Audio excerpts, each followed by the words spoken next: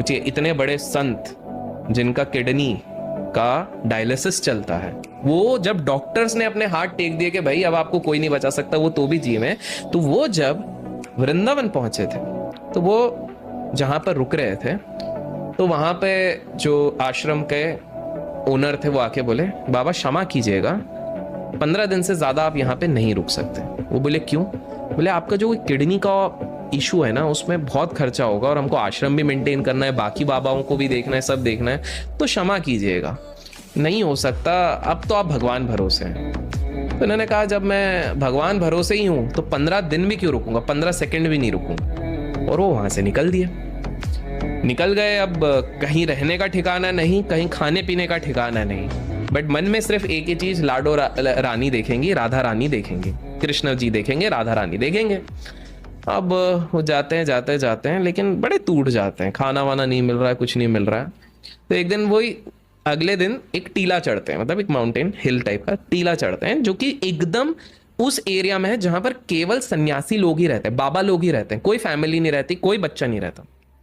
जब वो टीले पे बैठे रहते हैं तब सामने देखते हैं छोटी सी बच्ची खेल कूद रहती है, खेलती कूदती रहती, खेलती कूदती रहती है। तो उनका पहले ध्यान नहीं रहता, वो मन में इतने दुखी रहते हैं, वो कहते हैं लाडो रानी, राधा रानी, अगर आज कुछ वो नहीं मिला, कोई मेरे को इशारा नहीं मिला, कुछ नहीं मिला ना, तो मैं रात की ही ट्रेन से वापस वाराणसी निकल जाऊंगा, वृंदावन नहीं रुकूंगा, वो देख लूंगा मैं, क्योंकि शायद मैं समझूंगा कि मेरे योग में यही है और शायद शिव भक्ति ही मुझे करनी चाहिए।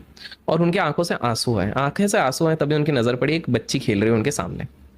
तो वो बच्ची हंस के बोलती क्या हुआ बाबा, क्यों रो रहे हो? बोले कुछ नहीं बेटा, ऐसे ही। तो बोले, वो बोल के जाती है आपके सारे समस्याओं का हल हो जाएगा, आप निश्चिंत रहो।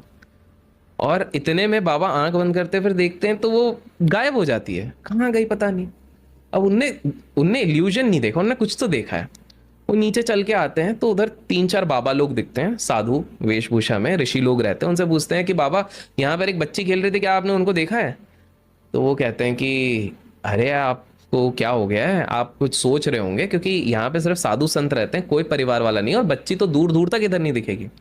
बाबा समझ गए ये साक्षात राधा रानी ही थी।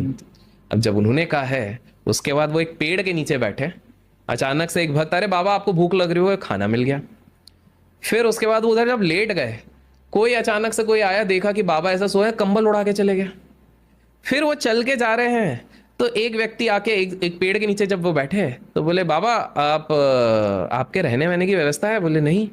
तो बोले अरे आप मेरे, हमारा तो सौभाग्य